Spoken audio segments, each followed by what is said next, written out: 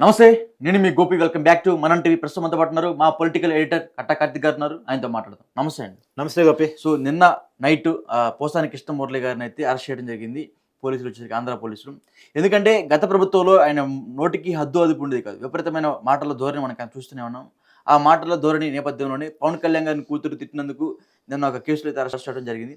So arrest అయిన నేపథ్యంలో పోసాని కృష్ణమురళి వాళ్ళ వైఫ్కి జగన్మోహన్ రెడ్డి ఫోన్ చేయడం జరిగింది. అసలు ఏమని ఫోన్ చేశారు, ఎందుకు మాట్లాడారు అని పూర్తి వివరాలు మనం చూద్దాం ఒకసారి. సో ఒకసారి వీడియో అయితే ప్లే చేస్తాను నేను. ఓకే. సో ఇప్పుడు జగన్మోహన్ రెడ్డి పోసాని కృష్ణమురళి వాళ్ళ వైఫ్కి అయితే ఫోన్ చేయడం జరిగింది. సో ఏమని మాట్లాడారో మీరు ఒకసారి వినండి. హలో, నమస్తే అమ్మా. నమస్తే అండి. నమస్తే అమ్మా. మొత్తం అందరం తోడుగా ఉండమ్మా. ఇన్ఫాక్ట్ అందరు సుధాకర్ రెడ్డి అందరికి కూడా చెప్పిన అందరూ టోటల్ గా అటెండ్ కమ్మని చెప్పి అందరు అనంతపురం కూడా వచ్చినట్లున్నారు. అన్ని రకాలుగా డోంట్ బి డిసార్టెండ్ అమ్మా. We're all there. God is also watching. దేవుడు కూడా చూస్తా ఉన్నాడు. ఇంత నిరంకుశిత పాలన అనేది it will not last also. ధైర్యంగా ఉంటాడు. వేరే వాళ్ళ దగ్గర జస్ట్ ఈ మాటలు చెప్తామని ఫోన్ చేసి సరేనండి, అలాగేనండి. థ్యాంక్స్. ఆమె కూడా ఆ విషయం చెప్పు. సరేనండి, అలాగే.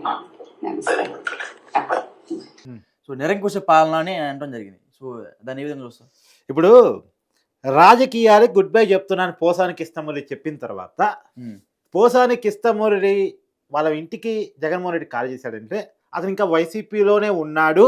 అరెస్టును తప్పించుకోవటానికి మాత్రమే, కేసుల నుంచి విముక్తి పొందడానికి మాత్రమే రాజకీయ సన్యాసం అని పైకి చెప్పాడు. జగన్మోహన్ రెడ్డితో మంచి సంబంధాలు ఇంకా మెయింటైన్ చేస్తున్నాడు, వైసీపీతోనే ఉన్నాడు అని అర్థం కాదా? అంటే పోసాని కృష్ణమురళి సినిమా స్క్రిప్ట్ రాసుకొని దాన్ని మీడియా ముందు చెప్పాడు తప్ప అతను వైసీపీలోనే ఉన్నాడు. ఇంకో విషయం చెప్తున్నాం, గతంలో పోసాని కృష్ణమురళి తిట్టిన తిట్టుకి వైసీపీ పార్టీ ఇచ్చిన స్క్రిప్టే కారణం. మరి అంత స్క్రిప్ట్ ఇస్తే దాంట్లో కొంత అంటే పావులో చేయమంటే రూపాయి చేస్తాడు చూసారా, అలా రూపాయి చేశాడు. ఇష్టం వచ్చినట్టు తిట్టాడు, బండపోతులు తిట్టాడు. ఇప్పుడు పోసాని కృష్ణమురళి గారి భార్య గారిని కానీ నేను జగన్మోహన్ రెడ్డి గారి గురించి అడుగుతున్నాను. జగన్మోహన్ రెడ్డి గారు, మీ ఇంట్లో మీకు 2 ఆడపిల్లలు ఉన్నారు, మీ ఇంట్లో కూడా భారతి గారు ఉన్నారు. అయితే వీళ్ళని అలా తిడితే మీరు ఒప్పుకుంటారా? మీరు ఒప్పుకుంటారా? ఎవరు ఒప్పుకోరు, ఒప్పుకోకూడదు కూడా. ఇంట్లో ఉన్న ఆడవాళ్ళని తిట్టడం ఏందండి? రాజకీయాల్లో విమర్శలు ఉంటాయి, తిట్లు ఉండవు, తిట్ల దండకాలు ఉండవు. దాన్ని ఒప్పుకోకూడదు కూడా, రాజకీయాల్లో ఆ కల్చర్ తీసుకురాకూడదు కూడా. కానీ పవన్ కళ్యాణ్ గారి కూతురును ఉద్దేశించి పోసాని కృష్ణమురళి గారు చేసిన కామెంట్ ఏంటి? ఎంత దౌర్భాగ్యమైన కామెంటు! దాన్ని సమర్థించదలుచుకున్నారా జగన్మోహన్ రెడ్డి గారు? నేను స్ట్రైట్గా అడగదలుచుకున్నాను. మీరు ఒక పార్టీకి అధినేతగా ఉన్నారు, ముఖ్యమంత్రిగా పనిచేశారు. నిజంగా ఆ కామెంట్ చేసిన రోజే పోసాని కృష్ణమురళి మీ పార్టీ నుంచి సస్పెండ్ చేసి ఉంటే మీకు గౌరవం మిగిలి ఉండేది. ఇంకా పైగా అరెస్ట్ చేసిన తర్వాత సమర్థిస్తారా? ఆ కుటుంబానికి అండగా ఉంటానంటారా? ఏది సుధాకర్ నేను పంపిస్తున్నా అని చెప్పేసి అంటారా? ఏం చేస్తారు పన్నవాళ్ళు సుధాకర్ రెడ్డి గారు?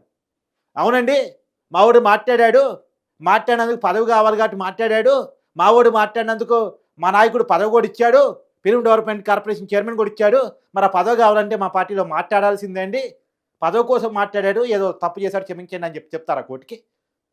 ఏం చెప్తారు? ఏం కల్చర్ పెంచారండి.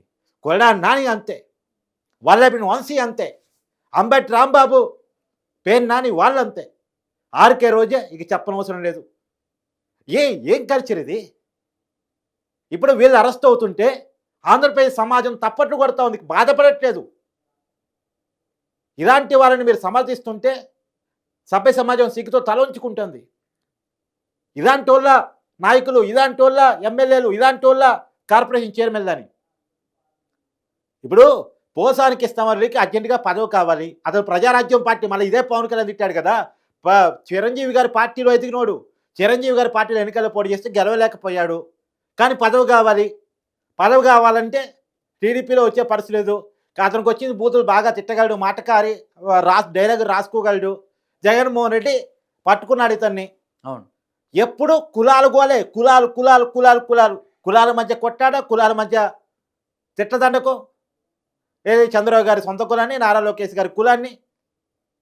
ఎందుకు కులం అంటే కేవలం మనోవేదనకు గురి కావాలని Yes, చంద్రబాబు వీళ్ళ గారిని వీళ్ళ ఉద్దేశం ఏంటంటే ఉమ్, చంద్రబాబు నాయుడు గారిని, లోకేష్ గారిని, పవన్ కళ్యాణ్ గారిని ఇలాంటి పెద్ద నాయకులని వాళ్ళ కుటుంబాలను టార్గెట్ చేసేస్తే కామన్ వాళ్ళు రాజకీయాల్లోకి రావాలంటే భయపడతారు. అవును. వామ్మ వాళ్ళ కుటుంబాలనే రోడ్డు మీద పెట్టి తిడుతున్నారా, చంద్రబాబు నాయుడు గారు సతీమన్నే తిడుతున్నారు, నారా లోకేష్ గారు పుట్టుకనే తిడుతున్నారు, పవన్ కళ్యాణ్ గారు ఇంట్లో ఆడబిడ్డలు తిడుతున్నారు, వామ్మ మనలాంటి రాజకీయాలు పోతే మన కుటుంబాల్లో ఉన్న ఆడవాళ్ళని కూడా అట్నే తిడతారు, ఎందుకు వచ్చిన గోలని ఒక మిడిల్ క్లాస్ వాడు కొద్ది పరువు గురించి ఆలోచించేవాడు రాజకీయాలకు రావడం మానేస్తాడనే కారణం చేత వీళ్ళు తిట్టదనుకో.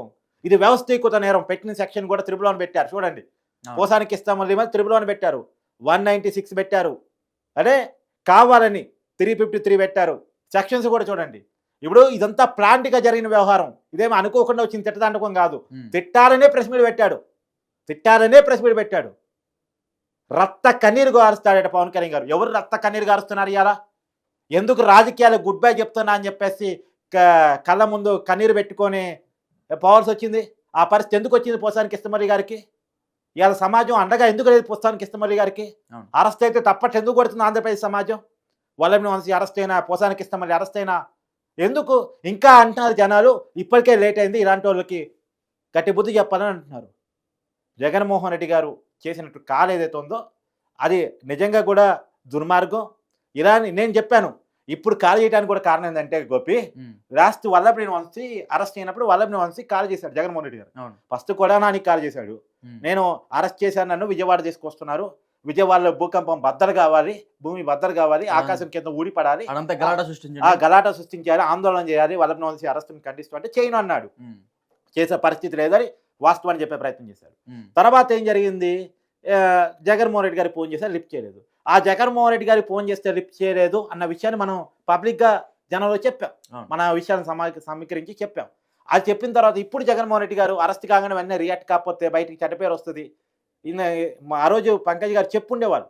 తర్వాత జగన్మోహన్ రెడ్డి గారు వల్లభనేని వంశీ గారి భార్యని ఓన్ చేసుకుని ఓదార్చి ఆమె కంటగా ఉంటాయని చెప్పారు. అవును. సో ఇలాంటి నేరాలన్నీ కూడా ఓన్ చేసుకోకపోతే తప్పదు. ఎందుకంటే ఇప్పుడు వల్లభనేని వంశీ విషయంలో కీలకంగా తెలిసింది ఏంటంటే ఈ కిడ్నాప్ డ్రామా అంతా కూడా జగన్మోహన్ రెడ్డి తెలిసే జరిగింది. ఉమ్, ఆ రోజు తాడేపల్లి ప్యాలెస్ కిడ్నాప్ చేసిన తర్వాత తాడేపల్లి ప్యాలెస్కి వల్లభనేని వంశీ వెళ్ళాడు. అవును. వెళ్ళి జగన్మోహన్ రెడ్డి చెప్పే వచ్చాడన్న విషయం పోలీసులు గూగుల్ టేక్ ఓవర్ ద్వారా కనిపెట్టి మరీ టెక్నికల్గా నిరూపిస్తున్నారు. ఉమ్, ఇప్పుడు జగన్మోహన్ రెడ్డికి మెడక్ కేసులు చుట్టుకుంటున్నాయి కాబట్టి ఇక డైరెక్ట్గా పొలిటికల్గా యుద్ధం ప్రకటించుకోవాలి, వీళ్ళందరినీ ఓన్ చేసుకోవాలి, వీళ్ళు కూడా దూరం అయితే ఎట్లా అని చెప్పేసి ఇవాళ ఫోన్ చేసినట్టు నాకు అనిపిస్తుంది. ఉమ్, కాబట్టి ఏది ఏమైనా ఇప్పుడు నేను పోసాని కృష్ణమురళి గారి భార్యను అడగదలుచుకున్నా, అమ్మ మీరు కూడా ఒక ఆడవాళ్ళు, ఇంకొక ఆడదాన్ని ప్రెస్ మీట్ అంటే రాజకీయాలతో సంబంధం ఉన్న వ్యక్తిని, ఉమ్, రాజకీయాలతో సంబంధం ఉన్న వ్యక్తులను తిట్టినా పర్లేదు, ఓకే, ఉమ్, అది తిట్టకూడదు, ఉమ్, వాళ్ళని కూడా అనకూడదు. అవును. కానీ రాజకీయాలతో సంబంధం లేని వాళ్ళని కూడా తీసుకొచ్చి తిట్టారు కదా, ఇది దీన్ని ఎలా చూడాలి? మిమ్మల్ని ఎవరైనా ఏమన్నా అన్నారా? పోసాని కృష్ణమురళి గారి భార్యని ఇంతవరకు ఎవరు ఏమన్నట్టు నాకే తెలియదు. ఉమ్, పవన్ కళ్యాణ్ గారు ఇంతవరకు ఎప్పుడు ఏమనలేదు, లోకేష్ గారు, చంద్రబాబు నాయుడు గారు అసలు ఎప్పుడు ఆడవాళ్ళ మీద కామెంట్ చేసినటువంటి వ్యక్తులు కాదు, వాళ్ళు కామెంట్ చేసినట్టు కూడా ఎక్కడ లేదు. ఓకే. కానీ ఇప్పుడు వాళ్ళ ఇంట్లో ఉన్న ఆడవాళ్ళని పోసాని కృష్ణమురళి గారు తిట్టినప్పుడు భార్య అన్నం పెట్టను ఇంట్లోకి రానిను నువ్వు ఇలా మాట్లాడితే అని ఉంటే ఇవాళ ఈ పరిస్థితి దాకా వచ్చుండేదా? ఉమ్, ఈ పరిస్థితికి కారణం ఇలాంటి వాళ్ళని ఎంకరేజ్ చేయటమే. ఒకేపేమో వైసీపీ పార్టీ ఎంకరేజ్ చేసింది, ఇంకో ఏపేమో కుటుంబ సభ్యులు ఎంకరేజ్ చేశారు. కుటుంబ సభ్యులు ఖండించలేదు, వాళ్ళ పార్టీ ఖండించకపోగా తిట్టినందుకు పదవులు ఇచ్చింది. అవును. దీని ఏమనుకున్నారు వాళ్ళు? టేక్ ఇట్ గ్రాంటెడ్ అనుకున్నాడు. సమాజం యాక్సెప్ట్ చేస్తుంది, నా బూతులను చూసి ఎంజాయ్ చేస్తుంది, తప్పట్లు కొడుతుంది, ఇలా తిట్టాలని జనం కోరుకుంటున్నారు అనుకున్నాడు. ఇలా అంటూ బండ బూతులు నోటికి వచ్చినట్టు చెప్తాడు.